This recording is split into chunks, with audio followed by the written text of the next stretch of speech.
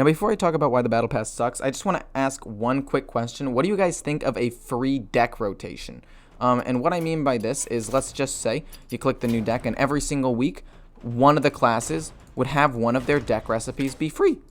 And then you get all of these cards. You have access to all of them. You don't own them, but you have access to them. And then, you can make some adjustments if you want. Take out a couple of cards and be like, I want to put in these. And then, boom, you have your own version of a recipe deck that you just got free access to. And then at the end of the week, it goes away and you can play a new deck. I think it would be super duper cool, especially considering a lot of my viewers a lot of the time want to like try out a ton of different decks and can't really.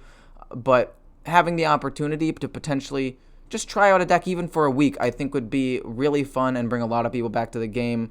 And I just want to hear your thoughts. Anyway, let's get into why the Battle Pass sucks. Hope you guys enjoy the video. Yeah, let's jump to future me. Alright, so I've done like 4 different takes of this video, and I just never seem to get the thoughts correct. But basically, Blizzard lied to us, and I'm going to talk about all of the things that are bad with the current system. I actually wrote some stuff down here so I don't go on too many tangents, and let's just jump into it, okay? So the first problem is the fact that Blizzard lied to us about how much EXP we get per hour. And before I jump into this, the issue is the fact that this happened in the first place, and the fact that they've done this so many times to us, lied to us, or like gave us things that they painted as being decent, even though they knew it was ultimately going to be bad for us. Sometimes knowingly lied to us, and I will give Blizzard some credit. Sometimes the meta doesn't pan out the way they want to, and sometimes nerfs go bad. I'll give them some mistakes. The problem is these mistakes happen all the time, and it's about time we get pissed off about it, honestly, because, like, yes, they could fix this and make some PR stunt and be like, yeah, we love you players. And I think Zeddy said it really, really well, that people are just going to be like, okay, fine, good job, Blizzard, you fixed your mistake, good job, yeah, let's buy your expansion now. No, the fact is this shouldn't have happened in the first place.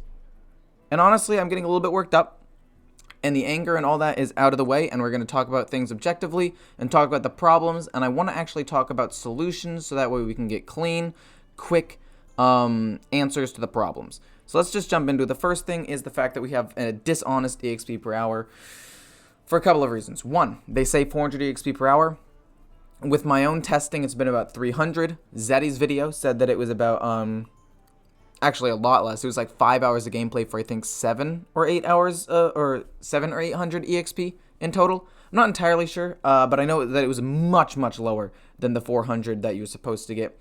And then Jay Alexander actually came out with a Reddit post that talked about a very interesting topic in the sense that, yes, he actually got 430 EXP per play hour, but the fact is there's downtime where you're trying to make a deck, there's downtime while you're waiting for the queue, sometimes there's like lag and disconnect issues for streamers, sometimes you're talking to the stream and you're not always playing the game, and so you're not actually earning as much per hour as you should. To be fair, this is probably an issue at the higher ranks of Legend where he is a very, very good player, so it's difficult to find somebody of that skill level. But it's probably at least a little bit of an issue for most people throughout the game. So that is just one other factor that isn't being taken into consideration. One other thing about it is the fact that it is based on like game length, and it should definitely be based on turn length, and it should also be EXP for every game mode, because Arena earns less. Don't know how Duels is going to work. I don't know if they really talked about that.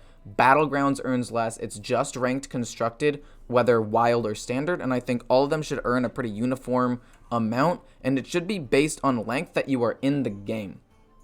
Like, I feel like every 5 minutes you're in the game, it should just be like, boop, here's like 8 experience. I actually don't know why that number. I was thinking what would divide by 400 for every 5 minutes to be an hour. So if that's 12, then 400 divided by 12 is roughly, hold up, we're going to do the math here, 400 divided by 12 segments of, so like 33 experience per every 5 minutes, and just have that show up at the end of every game. So like if you play a game and then you have some downtime, but you're on the game, but you like actively are doing stuff, right? Not AFK. Like, I'm pretty sure they can track if like, oh, I clicked on the collection button. Oh, I'm actually like building a deck, or oh, I'm doing something specifically, right? I'm pretty sure that it would be easy to cheat the system. And I understand that if you were to just sit there and do nothing, but have there be like downtime ways of gaining EXP as well. So that way, if you're doing something else, you'll still gain some EXP. So that way you get EXP by being on the game, and maybe get a little bit of a bonus if you win or something like that, right? I think that would be very helpful, and it would be more, it would be easier to keep track of, and it would be more unified and standardized, so you wouldn't have like these discrepancies of some people getting more experience than others based on game length or like game type. I think that having a more standardized unit of EXP would just be more beneficial to like the entire community, so you would have like a baseline, or you'd guaranteed get this amount of stuff. Does that make sense? So that's basically the first thing that was problematic to me. And then we're going to talk a little bit about the EXP as well in another case, and it's basically talking about the early levels. We'll talk about the rewards and why they're bad in a second, but why a couple of them are actually like kind of PogChamp. I'm just going to jump out right now and say that the legendary cards are kind of top tier. Like, they're actually good rewards, and that's like the one redeeming quality of this entire battle pass. Also, level 50, the portraits are pretty cool as well. So that's about it for the positives of all of this. Let's talk about why the early levels are so bad. And basically, I'm going to do this with a demonstration using these two pens in a second. So basically, if you look here, the earliest levels from 9 to 15, you have jumps of 200 EXP more to level up, 250 EXP more to level up, 750 EXP more to level up, 250 more EXP to level up, so on and so forth. And then after that, it's just 100 more, 100 more, 100 more, 100 more. And it doesn't become 200 again until level 29. And the reason why this is super sneaky, and the reason why this is actually really bad for the community, is that these experience values compound on themselves. So if you have level 8 starting here and having a slope of this, I don't know how you can see that. I'm gonna look at the camera. Okay, if you have the level 9 starting here and a slope of this of like 200, 250 EXP going up, yes, it should technically be curved because it's not just a linear slope, but bear with me, okay? We're just for sake of example. But if you use a thing, if you make the graph start lower and have a narrower slope, if you look, as you go towards the points of these pens, the gap increases. And that gap is how much EXP less you will need per level. So if you lowered the amount of EXP you need in those early levels by a little bit, and then go back to the normal scale eventually about here, about 20 or whatever, it would start here and then balance out afterwards. And then every single level after that point, you would need like 300-400 less EXP per level. Does that make sense? And that will ultimately save you thousands of EXP. Just to add this up, like let's just say this was 1,000 instead of 1,500, and say you increased by instead of 150 instead of 200, then all of a sudden you're at 150, and instead of saving just 50 EXP, you're saving 50 plus an extra 150, which is then 100, which is then 200 EXP you're totally saving. And since this is only 200, then this would only go to 1,400, which means you save an extra 100 here, and then including the extra 300 save here, and it just compounds on itself. So ultimately, the fact that they're having these early levels spike up is a really, really sneaky way of forcing you to play the game more and cause you to have more EXP while also hurting the free-to-play players. And I know that I went into a long explanation of that, trying to explain with pens, where I probably should have done it with like a graph of some kind, but just bear with me, okay? I hope you get the point. It's a very sneaky way of needing you to get more EXP. And you know what? I'd be perfectly fine if you needed the same amount of EXP, the same almost 200,000, if it like spiked up around level 30, right? Like, okay, fine. Beginning levels, easy. There's no early spike that compounds on itself and becomes exponentially out of control because each lower level is slightly higher than it should be, which means the increase is even bigger than it should be. So instead of having that, you could have a lot at the end game, which is where it should be difficult to climb anyway, right? So I wouldn't have minded if they'd put the same amount of EXP, they just made the higher levels harder to climb. Does that make sense? Like, it's a little bit annoying that they put in these little sneaky things of like lying about EXP, making it harder to level up early than they were letting on, and having the largest EXP increases at the lower levels, minus, you know, obviously level 40 and beyond when it becomes 300 EXP. But considering the second highest is in the very beginning section, that's ridiculous. Okay?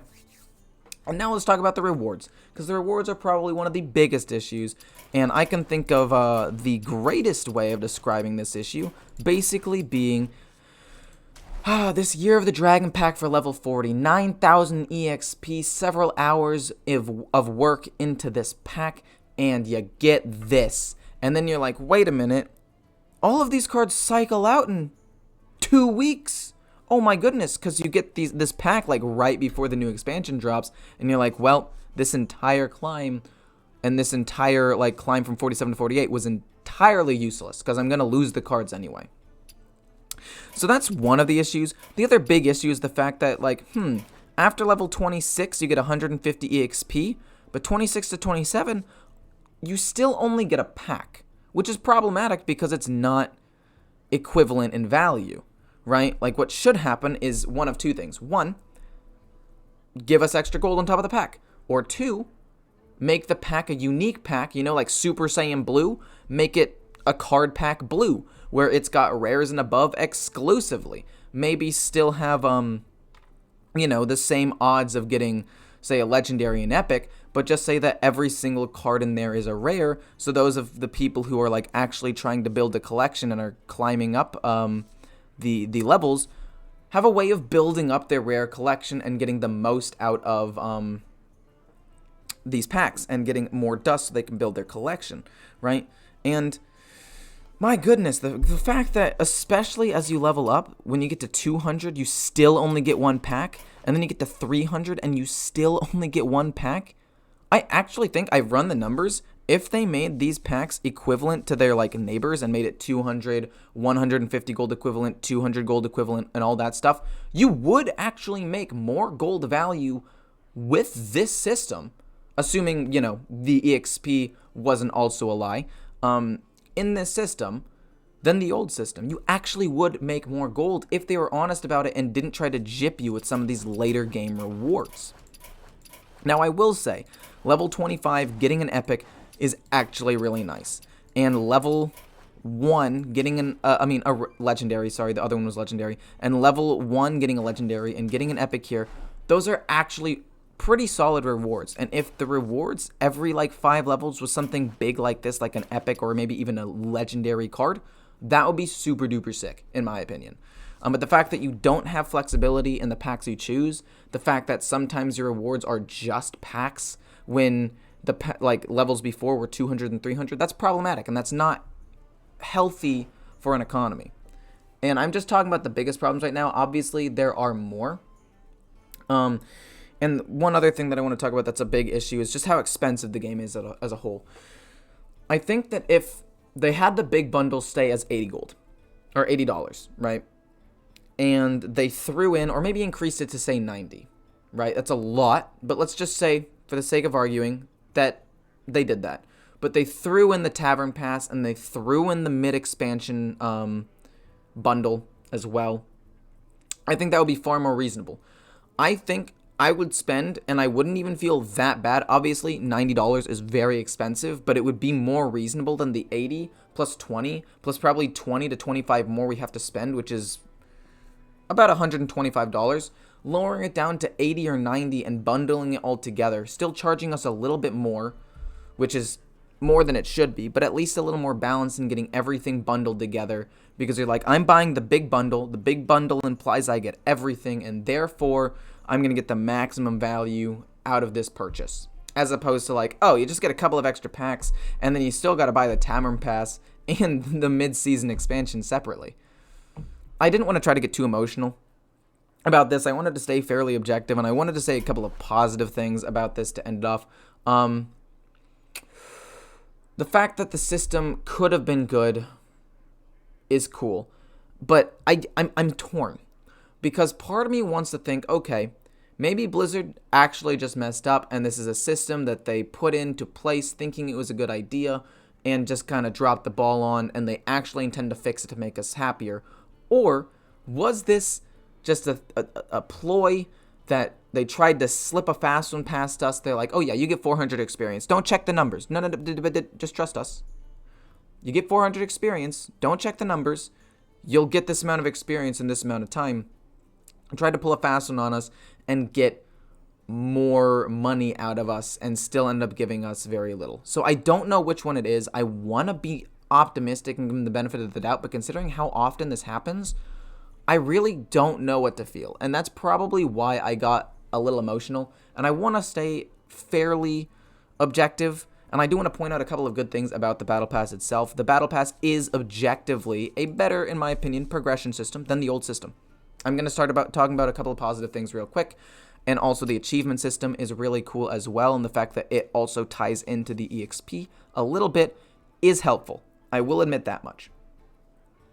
And the fact that you get a variety of rewards is cool. I understand where they're coming from. But these packs should be pack tokens. So you could have gold, pack totem, gold, card back, gold pack token, gold. Sure, even a tavern ticket. It's kind of weak sauce, but I understand where they're coming from because just having gold is a little bit boring. And then gold, pack token, maybe a special pack token. Gold, and instead of a pack, maybe an extra epic. And just throwing in some extra things. Because I understand what they were trying to do. They were trying to make the Battle Pass look interesting, visually appealing, have a ton of different rewards that you can get. And I get that. I understand. Right? I understand where they're coming from. And I think it was a good idea in theory, just executed very, very, very poorly. And whether it was done on purpose or whether it was done on accident, I don't know. And I don't want to make any speculations and say they did it on purpose when they had every intention of making this a better system for us. But I also don't want to jump the gun and say they want this good system for us, but like totally disregard the fact that they could have done this on purpose because they are a company that wants money. They've done things like this in the past, so there's a possibility. But overall, I think that the system was cool. I think the fact that they implemented weekly quests is cool. I actually like that a lot. And the fact that some of the quests actually focus on battlegrounds and other game modes, I think is also pretty neat. And like that baseline's there. And I want to be optimistic. I just don't want to be like too excited and then have Blizzard fix the problem, be like, oh, good job, Blizzard. But then like completely forget the fact that Blizzard actually like could have done this on purpose. But oh yeah, a couple extra things that could fix this system as well, as opposed to just making the EXP rate you get just like flat. Or a little bit flat, so that way you know exactly the minimum that you can get and then get bonuses based on like wins and stuff in the future. You could potentially add one extra weekly quest because you have 4 slots here, or make the weekly quest give you more EXP. The weekly quest only gives you twice as much as a daily quest. That doesn't make any sense in my opinion. So basically you make these quests harder. I'm willing to put in more time for a weekly quest to get more EXP. If this said win 20 ranked games, but gave me like 6,000 EXP, I would do that every single time. I would have a week to do that, to win 20 games. Then all I'd have to do is win like 3 games a day, which is what the old system wanted you to do anyway. But I'd get a ton of stuff. Obviously, I'd need 2 more wins on top of that, so I'd play like a little bit extra on like a Saturday or whatever. But I'd do that, and it'll be great. I'd be happy, and I'd get more EXP. So basically increasing the EXP from weekly quests. Daily quests I think are fine because you get them every single day. Maybe a slight increase, but as long as they increase at least like the weekly quests, I'd actually be fine with this daily quest amount. Also, if they increase the amount you get per hour, like I said. Going back to this example here, basically lowering the increase at the lower levels and not trying to be sneaky about the leveling system. Also here, rather than having it be based on different game modes, give every single game mode the same amount, and just being honest with us in the future. Like, I don't know what would have been, if it would have been better if Blizzard had just come out and said, you know what, we're going to make a new system. It's probably going to be a little worse for you guys, but we're going to build on it and hopefully over some time eventually make it better for you. I honestly think that would have been better than them lying right to our faces and telling us it's going to be something good and then not delivering. Does that make sense? And I don't know if you guys have the same feelings about it as I do, but this is just personally how I feel about this, the Battle Pass. And I think that some interesting points were made. I do think that if you actually look at the Battle Pass, going from here, from level 1 all the way to level 50, if you do the math, technically speaking, if you convert everything to dust and then everything from dust to gold, and you convert all of these packs to 100 gold, this system actually still makes you about the same amount as the old system for the same amount of play, assuming that you got 400 experience per hour. If that was true, and I looked at this site, and you were able to, sorry, wrong article, and you looked here, and you saw that you complete this in about 13 weeks, and you have 3 more weeks to grind this a little bit, that could be very nice. That would have been actually a pretty beneficial system. The groundwork was there for this to be good. It really was. And I'm kind of disappointed that they dropped the ball on this one. But I did run the numbers, and the amount of gold that you get for about an hour of play from the old system was about, depending on how many times you'd win, about 7,200 to about 8,000. And the amount you'd get from this system was also about 72,000 to about 8,500, depending on how you valued the legendary card, whether you valued it at 400 dust or 800 dust, just cutting it in half, or 600 dust as its flat value. There were a couple of ways that it could have that you could calculate it. I just took the average one, and it ended up being about the same. But the problem is they lied to us about the EXP, so that's not actually what's going on. And getting to level 150 is also impossible. Since I'm on the topic, I'll talk about that real quick. I don't think that this is as big of a deal as people are calling it out for. I don't think that it's realistic to get to that max level. And just think about what would happen if you hit a max level, and then you're like, well, now that I hit the max level, does that mean anything past this I earn nothing? So it kind of makes sense to me to set the level cap just slightly above where you'd get. But if I were to play 4 hours a day using this system, I'd get about 450,000 EXP, which would leave me 200,000 EXP short of getting to level 150. So I think if the max EXP was like 500,000 or 550, and the max level was like 150 as well, and I'd still end up short but like a little bit closer, I'd be okay with that, because I'd know if I played 5 hours a day instead, because I stream, I could have reached it. But the fact of the matter is, the entire system's kind of blows, and I've gone through the numbers why. The early leveling's bad. The amount of EXP you get is not only inefficient, but you've been lied to about it. The reward system isn't flexible, and it's not really enough, especially in the gold department, because you actually need gold to buy things, which, just because I said the value that you get is the same, the fact that it's not gold and you can't determine what you purchase with that gold is really bad, because that means you have less gold to buy the next pre-purchase or the next mid-season bundle, or the mid-expansion bundle, which is just, it's not good. So just because the extra value is there, the fact that it's not in gold form just limits your freedom with what you can do with the resources, especially considering like some packs, like the Year of the Dragon packs, will literally cycle out in a couple of months. And the fact that Ashes of Outlands packs, maybe I have all those cards, but I don't have some Skullomance cards. But guess what? They gave me an Ashes of Outlands pack. There's just a lot of things wrong with it. I think that an issue a lot of people have talked about is level 150, and I think that's one of the least important issues. It's still an issue, nonetheless, and I think it should be discussed, and I think the maximum amount of experience should lower a little bit so you can get a few more rewards. But I don't think it's the #1 issue. I think the fact that they lied to us and the fact that the rewards are bad are more important. And in terms of what I'm going to do about this, obviously I'm making this video trying to not be as angry. Obviously I got a little angry in the beginning, but try to be less angry, bring up potential solutions that they can make to cause this to be better, whether it be a more flat rate of EXP, giving it to all of the game modes, having a little bit better of a quest system, giving us more freedom, like pack tokens as opposed to just straight packs in general, giving us more gold and having it be more equivalent when you get to level 26 and beyond, and just making everything more standardized, I think would be better. And then the last thing is potentially making packs 40 to 50, so 40, 42, 46, and 48. Obviously, not Year of the Dragon, but make them golden. I think that would be really cool. So for those of the people who made it to the very end, you can get some golden packs, which could be cool. I think golden packs would be worth not getting gold, in my opinion.